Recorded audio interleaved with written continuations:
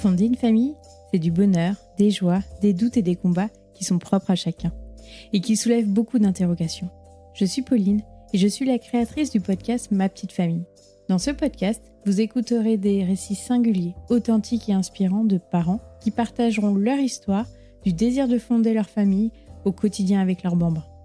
Je vais converser avec des parents anonymes ou plus connus, que vous suivez peut-être sur les réseaux sociaux, pour vous proposer, de par ces rencontres, un maximum d'histoires enrichissantes, bienveillantes et déculpabilisantes. Vous retrouverez tous les 2e et 4e vendredis de chaque mois un nouvel épisode. Pour suivre l'actualité du podcast, des invités et de ma vie de maman, rejoignez la communauté Ma Petite Famille sur Instagram. Et si vous aimez les épisodes, je vous invite à laisser une note de 5 étoiles sur votre plateforme d'écoute privilégiée et avec un petit commentaire. Cela permet, au-delà de me faire très plaisir, de faire connaître le podcast au plus grand nombre. Je vous en remercie. Avant de vous embarquer dans ma conversation avec mon invité, je souhaitais vous faire découvrir la marque Atelier Amage. Vous cherchez un cadeau de naissance unique et pratique? La gamme d'accessoires de pierriculture proposée a été conçue pour le quotidien des parents. Vous serez séduit par les motifs intemporels et spécialement dessinés pour la collection. La personnalisation des pièces est faite en Bretagne. Vous êtes sûr de faire plaisir avec un cadeau unique réalisé avec amour. Rendez-vous sur atelier-amage.fr pour en savoir plus. Maintenant, place à l'épisode. Bonne écoute. Bonjour Marie, merci beaucoup d'avoir accepté mon invitation à mon micro. Bonjour, je suis ravie d'être là aujourd'hui avec toi. Avant de commencer, j'ai toujours mes questions rituelles. Est-ce que tu pourrais te présenter, dire qui tu es, d'où tu viens et de qui est composée ta famille, s'il te plaît? Oui, donc moi je m'appelle Marie, j'ai 2 enfants de 8 et 12 ans. Je travaille dans l'informatique, chez un éditeur de logiciels le jour et je podcaste la nuit parce que je suis la créatrice d'un podcast qui s'appelle Maman Boss que j'ai lancé il y a bientôt 4 ans et qui parle de, comme son nom l'indique, de carrière et de maternité. Ça me tenait à cœur de parler de ça, maman de 3 enfants et cap dans un grand groupe agroalimentaire. Ça me tenait à cœur d'avoir un podcast aussi sur comment concilier vie pro, vie perso, et on va en parler avec toi. Est-ce que toi, tu as toujours voulu être maman? Je sais pas, enfin non, ça a pas été une évidence depuis toute petite, je me voyais pas forcément entourée d'enfants et cetera, mais en même temps, je me suis jamais dit que j'aurais pas d'enfants non plus, donc voilà, j'ai laissé les choses se faire, assez naturellement. À vrai dire, c'est pas un sujet forcément sur lequel je réfléchissais, beaucoup et puis, bah, voilà, un jour j'ai eu envie d'avoir un enfant, j'ai surtout eu envie d'avoir un enfant avec cet homme-là et voilà, ça s'est fait assez, naturellement, disons. Après, la vie à 3, niveau carrière ou choses comme ça, tu as vu des changements ou pas du tout? Ah oui, moi ça a été, la grosse claque. Bon déjà je pense que la 1re fois qu'on devient mère, c'est quand même, un événement dans une vie et ça nous transforme. Mais moi, la plus grosse transformation, ça a été, sur ma vie professionnelle. En tout cas, ça a été difficile, ça a pas été une évidence pour moi d'être mère. Je peux pas dire que j'ai aimé mon enfant instantanément et que le lien s'est créé facilement. Il m'a fallu un peu de temps pour apprivoiser ce nouveau costume de maman. Autant j'avais envisagé qu'effectivement la maternité, ça pouvait changer ma vie, changer qui j'étais. Effectivement, j'aurais la responsabilité d'un enfant, donc ça, je l'avais un peu intégré. Par contre, pas une minute, j'avais envisagé que ça changerait ma vie professionnelle. C'est pour ça que je dis que c'est la claque la plus importante, parce que vraiment celle-là, je l'ai pas vue venir. Et moi, j'avais très envie de retourner au travail après mon congé maternité, donc j'ai pris un congé de 3 mois. J'avais très envie de retourner au travail et j'ai trouvé ça hyper dur, quand même de passer du 100% avec mon bébé. Voilà, en plus, enfin voilà, mon aîné a un peu plus de 10 ans, donc le télétravail, c'était pas un sujet à l'époque. Donc à 100% au bureau, avec un temps de trajet assez long, et cetera. Donc j'avais très envie de revenir et en même temps, j'ai trouvé ça très dur et je me suis sentie très seule. Donc c'était il y a plus de 10 ans, ça a été, évidemment la 1re pierre de Maman Boss, elle s'est posée là. Et moi, surtout, ce que j'ai trouvé dur, c'est que je me suis rendu compte que le regard des autres sur moi avait changé, sur la professionnelle que j'étais. Or, évidemment, devenir mère, ça a transformé la femme que j'étais. Par contre, je voyais pas en quoi ça avait changé la professionnelle que j'étais. Mais le regard que portaient les gens autour de moi, je voyais bien que pour eux, il y avait des choses qui avaient changé. Un exemple, bah, quand il y a une réunion à 18h et qu'on te dit: «Non mais de toute façon, voilà, on t'a pas invité, on sait que tu as un bébé». Je veux dire, si la réunion a lieu à 18h, si elle est importante, si ma présence elle est importante, avant tu m'aurais invité, maintenant tu m'invites. Si je peux pas venir, je m'organiserai. Mais je peux aussi m'organiser pour être là. La question, c'est est-ce que mes compétences, elles sont importantes pour cette réunion-là ou pas? Est-ce qu'il y a moyen de la mettre ailleurs ou pas? Parce que si c'est vraiment important que j'y sois, et que je ne peux pas y être, bah, peut-être on peut en discuter pour la mettre ailleurs. Mais en fait, que les autres décident à ma place, que du coup c'était pas possible, ça m'a révoltée. Pour pallier à ça, tu restais dans le même domaine ou tu as changé ou évolué un petit peu? Alors moi, souvent, quand je résume mon parcours, je dis 2 enfants, 2 démissions. Ah oui, d'accord, c'était drastique. Ouais, alors la première fois, j'ai démissionné et la boîte où j'étais m'a rattrapée, mais j'ai quand même changé de secteur parce que j'ai changé de poste. Pour tout te dire, j'étais dans une entreprise où ça se passait bien, j'y étais depuis quelques années, mais j'avais pas un énorme salaire et moi, la question qui s'est posée quand même à la naissance de mon premier enfant, c'est la question des revenus parce qu'il faut financer un mode de garde et que là, du coup, c'était compliqué. Donc, moi, je suis assez cartésienne. Si j'ai plus de dépenses, il faut que j'ai plus de revenus et pour avoir plus de revenus, bah, faut augmenter mon salaire. Enfin voilà, c'était assez simple comme équation. Donc j'ai cherché un autre boulot mieux payé. J'ai trouvé. Il y a eu une opportunité en fait en interne qui était dans le même poste mais dans un domaine complètement différemment. En fait, avant, j'étais pas du tout dans l'informatique. Donc là, c'était un poste équivalent mais dans l'informatique en interne. Moi, ce poste-là, il me plaisait et en fait, c'était un peu une évolution, logique. Enfin, en tout cas, on me l'aurait proposé avant et bon, ça c'est le recrutement, ça s'est fait un peu pendant mon congé mat, donc je l'ai un peu laissé passer le coche et puis surtout, quand je suis revenue de congé mat et que j'ai commencé à chercher un autre boulot ailleurs et qu'avec mon manager, on a discuté de ce poste-là en interne, on m'a dit: «Bah ouais, mais il y a des déplacements, donc de toute façon, toi, ça sera pas possible, quoi, avec ton bébé». Les injonctions encore. Voilà et ça, en fait, ça m'a révoltée, donc j'ai cherché un autre boulot, je suis partie ailleurs. Enfin, non, j'ai cherché un autre boulot, j'ai démissionné et le jour où j'ai envoyé ma démission, là, ma boîte actuelle est revenue me voir en me disant: «OK, non mais on va trouver une organisation et tout, si vraiment le poste en interne sur l'informatique, tu le veux, on va pouvoir s'arranger, quoi». Mais tant que j'ai pas eu envoyé ma lettre, ça n'a pas été possible et donc effectivement, c'était un poste avec des déplacements, donc j'ai fait pas mal de déplacements j'ai commencé quand ma fille avait 3 mois. Je dis pas que c'est simple, mais c'est ce que je voulais, c'est le poste que je voulais et donc je l'ai fait et tout s'organise.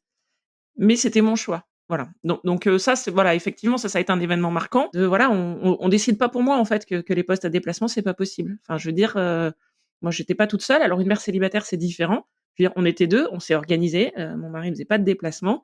Donc évidemment, ce poste, je l'ai pris avec son accord et on en a discuté ensemble et ça s'est fait, quoi. Ça s'est fait. C'est bien de souligner le fait que, il faut être, raccord avec ce qu'on veut et ne pas laisser les autres décider pour nous. Que ce soit dans la vie pro ou perso, enfin. C'est ça et c'est vrai que même, voilà, les regards, les paroles autour de toi, moi, j'ai pas senti énormément de bienveillance, quoi, à cette époque-là, de me dire: «Oh là là, mais les horaires que tu fais, oh là là, mais les déplacements avec ton bébé» et cetera. Bon, bah, spoiler, elle a plus de 10 ans. Franchement, je pense qu'elle en a pas beaucoup de souvenirs. Ça l'a pas empêchée de dormir et je pense pas que ça l'empêche d'être une adulte heureuse que le fait que sa mère, partait en déplacement 1 ou 2 jours par semaine, quand même elle avait quelques mois. Oui, et puis après, c'est le temps de qualité que tu passes avec elle et si toi, tu es bien, elle sera bien. C'est ça. Moi, en attendant, c'est un poste où j'ai appris énormément de choses, j'ai progressé, ça a été, un vrai virage dans ma carrière et aujourd'hui, j'occupe un poste à responsabilité, mais notamment parce que j'ai pu avoir ce premier poste-là. Donc je veux dire, j'ai pas de regrets. Pour le deuxième, j'étais dans ce poste-là et là, c'était un peu différent parce qu'au moment de partir en congé maternité, je savais qu'il y avait quelqu'un qui faisait l'intérim de mon poste et qui était intéressé par ce poste-là. Donc je le savais quand je suis partie, j'ai fait le point, j'étais très claire avec mon manager qui m'a dit: «T'inquiète pas de souci, ça va aller, on va s'organiser». Quand je suis revenue, ça a pas été simple. La personne voulait pas trop me rendre mon poste et cetera. Ça tournait un peu autour du pot et moi, en fait, je me dis: «Non, mais si je reviens, c'est pour travailler, quoi. C'est juste pas enfin, pas pour tergiverser» et puis là, du coup, ça faisait déjà longtemps que j'étais dans cette boîte-là, puis du coup, 4 ans sur ce nouveau poste et on m'a dit: «Ah mais non, mais on sait pas, mais peut-être on aura une nouvelle opportunité, faut qu'on réfléchisse» et cetera. Du coup, moi, j'ai réfléchi pour eux. J'ai été castée par un cabinet de recrutement à ce moment-là et je suis partie. Donc j'ai pas de regrets parce qu'en même temps, c'était le bon moment pour moi, de changer de boîte et puis, ça a été à nouveau un bon tremplin pour ma carrière. Je suis partie aussi pour des raisons de salaire, hein, toujours. Enfin, je veux dire 2 enfants, ça coûte plus cher qu'un. Donc voilà. Le salaire était hyper intéressant de l'autre côté donc là, de toute façon, quand je suis partie, enfin la boîte où j'étais m'a dit: «Bon, de toute façon, ce serait pas aligné». Donc là, j'ai eu vraiment aucun regret. Ouais, et puis tu avais pas pris de congé parental, tu es Non, revenue direct aussi? non, moi, c'est mon mari qui a pris un congé parental à temps partiel et dans la série, Les gens sont pas très bienveillants avec toi, moi, on m'a dit, mais un nombre de fois incalculable: «Non mais toi, tu as de la chance. Ton mari, il a pris un 80 tu as de la chance». Moi, j'ai jamais compris ce que la chance venait faire là-dedans. Et puis il a pris un 80 parce que son salaire était inférieur au mien. Voilà, c'est la réalité de notre couple et puis parce que moi, j'en avais pas du tout envie. Pour le coup, j'ai changé donc de poste rapidement après mes retours de congé maternité. Faut être clair, tu prends un nouveau poste, tu demandes un temps partiel, c'est quand même difficile. Voilà, à un moment, faut savoir ce qu'on veut. Moi, ce que je voulais, c'était ces boulots-là Mais quand je dis tout est une question d'organisation, moi j'ai pris de ces nouveaux postes, c'était assez challengeant, j'avais des déplacements. Du coup, en contrepartie, mon mari a pris un temps partiel. Mais voilà, mais on dit jamais les femmes qui ne travaillent pas le mercredi pour s'occuper de leurs enfants, on ne dit jamais à leurs conjoints qu'ils ont de la chance, jamais. Même lui devait se prendre des réflexions. Pas tant que ça. Alors je vais pas parler en son nom, mais assez peu. Et alors, comment ça s'est concrétisé avec la création de Maman Boss, là, il y a quelques années? Comment tu t'es arrivée à cheminer? Tu as rencontré d'autres femmes dans ton cas? Exactement. En fait, moi, j'ai trouvé ça dur, le sujet carrière et maternité, mais j'ai longtemps cru que c'était un sujet très, personnel, voire intime. Et puis j'en ai discuté avec, des amis, des collègues. J'ai vu des femmes autour de moi partir et rentrer de congé maternité, voilà. Et en fait, je me suis rendu compte au fil des ans que j'étais pas toute seule, loin de là, et qu'on était nombreuses à trouver ça difficile et de se sentir seule, et cetera. Et donc je me suis dit: «Mais c'est pas possible, enfin, ça fait 10 ans et on en est au même point». Et ce que moi j'ai appris et cette expérience-là, en fait, finalement, elle sert pas à d'autres, quoi. C'est dommage. Donc ça, c'était dans un petit coin de ma tête. Par ailleurs, moi, j'ai toujours aimé les histoires. Alors, les lire, les écouter, les entendre, et cetera. Et puis, j'ai commencé à écouter des podcasts assez tôt, moi, en 2017-2018. 2018, voilà, notamment avec le podcast Génération XX. Donc j'étais, voilà, une fervente auditrice que j'ai découvert au tout départ. Et donc, à un moment, tout ça s'est emboîté, les histoires, le podcast, ce sujet carrière et maternité. Et je me suis dit, bah, je vais en faire un, voilà. C'était aussi un moment où mes enfants étaient un petit peu plus grands, hein, du coup, il y a presque 4 ans. Et puis, j'avais envie d'avoir un projet pour moi. Un truc pour moi, un loisir, que ce soit que pour moi et voilà, et de me dire: «Bah, je monte un projet de A à Z et je veux voir jusqu'où je peux l'emmener, quoi». Voilà. Et donc tout ça s'est imbriqué et j'en suis arrivée à créer Maman Boss en mars 2020. Alors, qu'est-ce que Maman Boss, concrètement? Maman Boss, c'est le premier podcast collectif qui parle de carrière et de maternité. Mon objectif, c'est que les femmes se sentent moins seules, en tout cas qu'elles soient mieux préparées et si ça se passe pas très bien, qu'elles trouvent des ressources utiles et puis, qu'elles se sentent moins seules à travers le témoignage d'autres femmes qui traversent elles aussi, des difficultés, sur le sujet carrière et maternité. Et il y a aussi évidemment une part, d'inspiration qui est importante. Moi, mon postulat de départ, c'est de dire à travers Maman Boss, on va comprendre comment et pourquoi la maternité impacte les vies professionnelles des mères. Parce que la réalité, c'est que de façon plus ou moins évidente, plus ou moins rapide, mais la maternité, ça change tout, y compris nos vies pro. Ah bah, oui, c'est sûr et je pense qu'avec tous les témoignages que tu as reçus, on voit bien. N'importe où dans l'entreprise, de toute façon, soit on a un petit plafond de verre, soit on se dit: «On peut pas évoluer parce que, ceci, parce que cela», parce que même il y a des femmes, en nous, on se dit: «Ah bah non, il y a les enfants et cetera», tandis qu'on se met des freins, nous-mêmes et puis après il y a les freins de la société aussi qui font que, comme tu l'as dit, très bien, au début d'épisode, que les gens pensent pour nous, quoi et ça, c'est fou. Exactement, il y a les injonctions, de la société, il y a la question des rôles modèles aussi, hein. Quand tu regardes autour de toi en entreprise, dans les CODIR, les COMEX et cetera, ben, les femmes, elles sont pas très nombreuses. Alors de plus en plus et c'est tant mieux, mais voilà, ça reste, un sujet. On sait que la majorité enfin voilà, que les parmi les personnes en temps partiel, la majorité sont des femmes. Ça touche aussi évidemment à la question de l'inégalité salariale. Souvent, celui qui prend le temps partiel, c'est celui qui a le plus petit revenu. Or, les femmes sont généralement moins bien payées dans les entreprises, pour tout un tas de raisons structurelles, mais aussi parce qu'il y a beaucoup de femmes qui travaillent dans les domaines du care, de la santé, de l'enseignement, qui sont des métiers majoritairement féminins et dont on sait qu'ils sont, mal payés.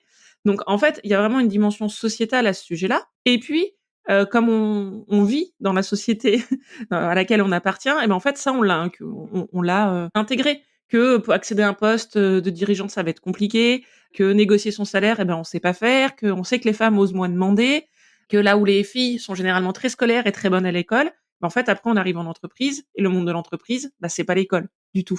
À l'école, on travaille, on est récompensé, on travaille, on est récompensé. Entreprise, on travaille et puis si on peut nous faire travailler encore plus, c'est encore mieux. Voilà, et la récompense, elle est pas immédiate. Donc c'est un fonctionnement qui est complètement différent et pour lequel les femmes sont moins armées. Toi, par exemple, dans l'éducation de ta fille qui a 12 ans, tu lui montres, enfin, tu as un rôle modèle, je suppose? Et qu'est-ce que tu voudrais qu'elle en retire pour sa vie pro ou même, sa vie là, actuellement? Ouais, alors c'est une bonne question. C'est une très, très bonne question. C'est évidemment enfin, c'est une question qui est pas facile puisqu'elle est assez intime. Puis il y a ce qu'on veut et puis il y a ce qu'on fait, hein, comme dans tous les sujets de maternité. Moi aussi, c'est vrai que ce podcast, je l'ai fait aussi en me disant, je veux que ce soit plus simple pour ma fille, que là, le jour où elle parte, elle revienne de congé maternité, en fait, on lui fasse pas les mêmes petites remarques, les mêmes petites phrases insupportables. Est-ce que j'ai réussi? Je ne sais pas. Je me dis qu'en tout cas, j'aurais essayé et qu'à mon échelle, j'aurais essayé de faire bouger les lignes. Voilà. Après, évidemment, moi, ce que j'essaye de transmettre à mes enfants, c'est quand même la valeur, du travail et de l'indépendance financière, qui pour moi sont des choses importantes. Alors, je sais qu'il y a beaucoup de mères, hein, qui font des pauses pour s'arrêter de leurs enfants et cetera, et je le comprends. Et moi, par exemple, avec du recul, je me dis que peut-être si j'avais été à mi-temps pendant 1 an ou 2, pour en profiter plus quand ils étaient petits, ça aurait été bien. Enfin, je ne sais pas, mais voilà. Donc j'ai pas de jugement par rapport aux femmes qui font ce choix-là. Malgré tout, je pense que l'indépendance financière, c'est quelque chose qui est pas négligé pour une femme. Donc ça, c'est un truc, voilà, qui est important pour moi à transmettre à mes enfants. Et après, quand même sur des valeurs, de féminisme, d'égalité et cetera. Évidemment, mes enfants baignent dans cette culture-là, mais en même temps, j'ai l'impression que le monde dans lequel ils vivent en tant qu'enfants, qui est différent du mien quand j'étais enfant, évolue. Et aujourd'hui, il y a des choses, qui leur paraissent évidents, qu'un garçon s'habille en rose ou porte les cheveux longs, pour eux, c'est pas un sujet.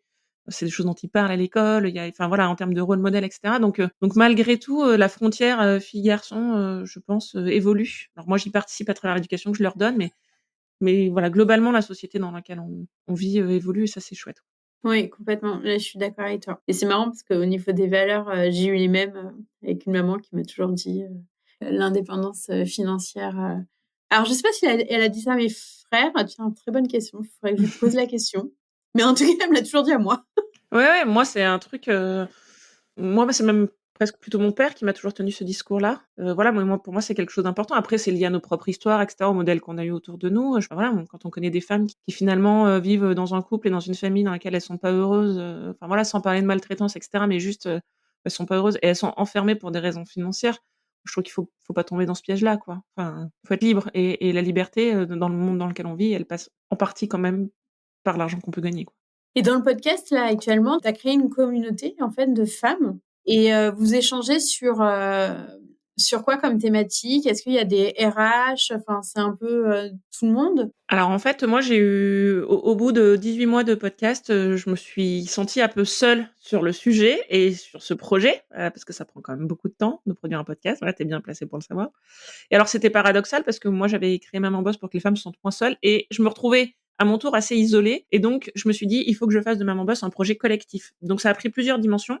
Une des dimensions, c'est que j'ai fait un appel, à bénévolat à mes auditrices et donc j'ai constitué un petit groupe, voilà, de 5 femmes qui aujourd'hui travaillent avec moi sur le projet, soit au niveau de la com, soit au niveau de l'identification des invités, et puis, c'est aussi, beaucoup un groupe de soutien, voilà. Je leur fais, quand, je sais pas, quand, je cherche un titre pour l'épisode, je leur propose des idées. Il y en a qui me font des écoutes en avant-première et qui me proposent des résumés et puis, bon, après c'est devenu aussi un groupe de soutien de nos galères du quotidien de Maman Boss, au-delà du podcast. Oui, c'est des copines à toi maintenant. Exactement, exactement.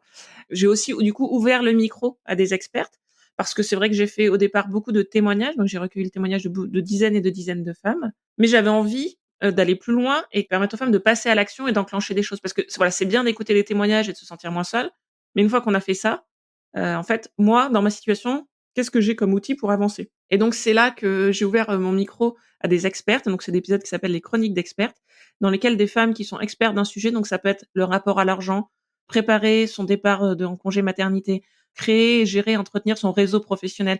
Donc vraiment sur des sujets plus pratico-pratiques, c'est des chroniques, courtes et c'est des experts qui viennent prendre le micro chez Maman Boss et qui, le temps d'une saison, déroulent, une thématique sur trois petits épisodes comme ça de 10 minutes.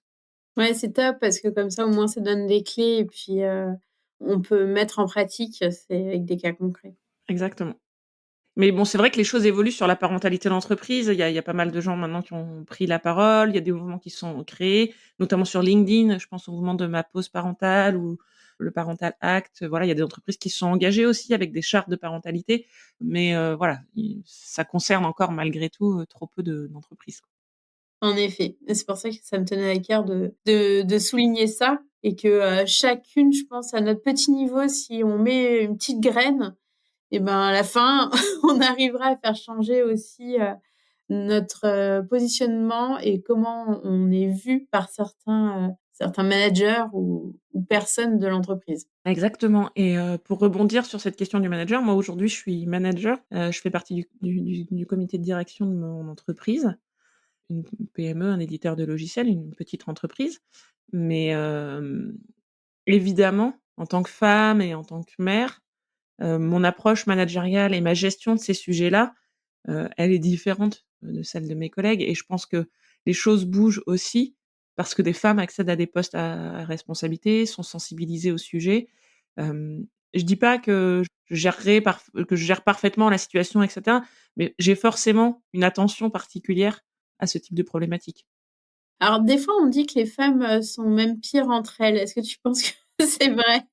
Alors, je pense que ça a pu être vrai par le passé, c'est-à-dire que et c'est quelque chose qui a été, expliqué, hein, dans la littérature et il y a eu des études sur ça, de montrer que c'était tellement compliqué pour une femme d'accéder à un poste à responsabilité ou un poste de direction, qu'en gros, fallait qu'elle en bave énormément, qu'une fois qu'elle y était, et bah, elle se bagarrait pour le garder. Et ça, je peux le comprendre, en fait, quand on s'est battu pendant des années, que ça a été dur, qu'on a eu un chemin hyper semé d'embûches et cetera et en gros qui vous a endurci, bah, une fois qu'on est au poste où on est et qu'on est quotidiennement challengé et remis en question, eh ben, on devient dur, voilà. Je dis pas que c'est bien, mais je veux dire, c'est un phénomène qui peut s'expliquer dans le temps. Aujourd'hui, malgré tout, encore une fois, je crois que les choses évoluent. Moi, je crois pas que les femmes soient pas sympas entre elles. Alors moi, j'ai travaillé avant dans le domaine de l'édition de livres et maintenant je travaille dans l'informatique. Donc je suis passée d'un milieu 100% féminin à un milieu 100% masculin. Pour moi, c'est pas plus simple ou plus difficile. Je pense que c'est aussi une réputation, voilà, qu'on fait aux femmes, qu'elles sont hystériques et cetera. Donc là, pareil, ça, c'est des choses qui sont connues. Non, quand on rentre dans un open space avec plein de femmes, on ne rentre pas dans un poulailler.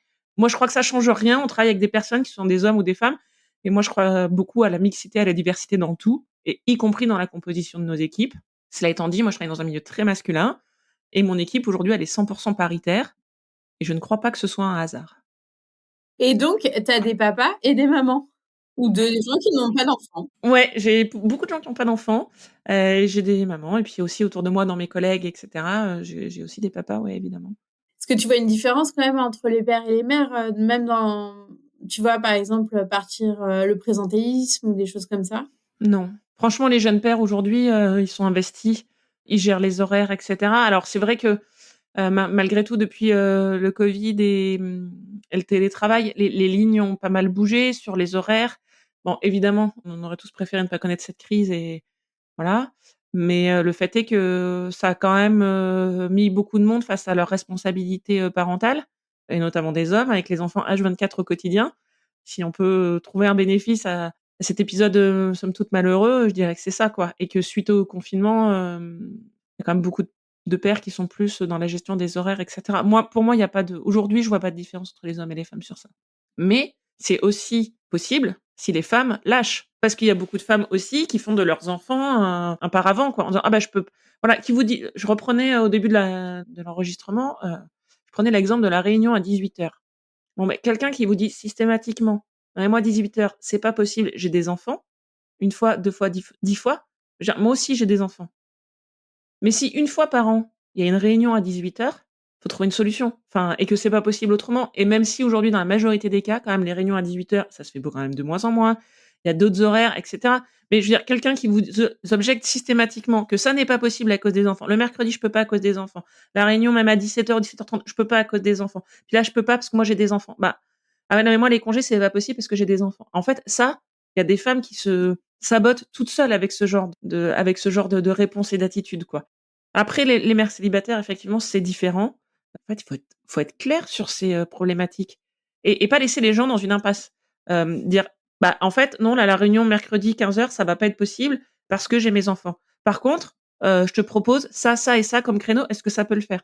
Et là, tout de suite, l'approche est différente et puis pas dire que c'est à cause des enfants, mais dire: «Là, je suis pas disponible». Alors c'est à cause des enfants ou pas, après ça dépend le rapport qu'on a avec son manager, à quel point on est proche, mais pas laisser les gens autour de soi dans une impasse et dire: «Non, là, moi, je peux pas parce que avec mes enfants, c'est pas possible. Point». En fait, ça ferme complètement le débat, et les gens ne retiennent que le fait que, bah, parce que vous avez des enfants, en fait, vous mettez des bâtons dans les roues. Est-ce que tu veux rajouter un petit mot de la fin? Non, non, écoute, voilà, moi je suis contente d'avoir partagé ça avec toi. Peut-être une petite parenthèse sur l'entrepreneuriat, parce que la saison 4 en cours de Maman Boss, elle est thématique et elle porte sur l'entrepreneuriat. C'est un sujet que j'avais envie d'explorer parce que moi-même je suis salariée, donc et je trouve que sur les réseaux sociaux notamment, on a une image assez positive de l'entrepreneuriat et il y a beaucoup de femmes qui se tournent vers l'entrepreneuriat suite à leur première ou leur deuxième maternité, souvent la deuxième d'ailleurs. Et moi, j'avais envie de montrer un peu la réalité de ça. Alors effectivement, ça permet de la souplesse. Est-ce que ça permet pour autant de la liberté? La saison n'est pas finie, je verrai si j'ai la réponse à la fin, mais quand même, mon intuition me dit que pas tant que ça. La dimension économique, on l'a évoqué plus tôt, mais dans l'entrepreneuriat est un sujet qui est quand même fondamental. Et voilà, donc c'est passionnant d'explorer ce sujet-là. Moi qui suis salariée et qui aime plutôt bien ça, je trouve ça voilà, c'est passionnant d'explorer ce sujet de l'entrepreneuriat, qu'on soit concerné ou pas. Entreprendre, c'est quand même dur et ça doit être quelque chose qui doit être vraiment intrinsèque et vraiment, on doit le porter parce que ça, mobilise quand même beaucoup de ressources. On néglige souvent le temps qu'on passe et beaucoup d'investissements, que ce soit en communication et cetera, qu'on peut négliger, ou sous-estimer en fait, au début et après, le retour sur investissement, c'est très aléatoire d'un mois à l'autre, enfin ça dépend ce qu'on vend mais ça c'est vrai que financièrement, c'est autre chose. Exactement et puis du coup, ça questionne notre rapport à l'argent aussi. Il y a des gens, que ça rassure d'avoir, un salaire fixe à la fin du mois. Il y a d'autres personnes qui vivent très bien avec le fait d'avoir des revenus qui sont aléatoires d'un mois sur l'autre, qui sont confortables avec cette idée-là donc voilà, je pense qu'il faut réfléchir, faut bien réfléchir à tout ça aussi, quoi. Bon, bah, en tout cas, merci beaucoup Marie. Eh ben, merci beaucoup Pauline. Si vous entendez ce message, c'est que vous avez écouté l'épisode jusqu'au bout. Et je vous en remercie grandement. Je vous invite à me laisser un commentaire pour continuer les échanges et à mettre la note de 5 étoiles si l'épisode vous a plu. Cela contribue à augmenter la visibilité du podcast sur les plateformes. Merci beaucoup de votre soutien et à bientôt pour le prochain épisode.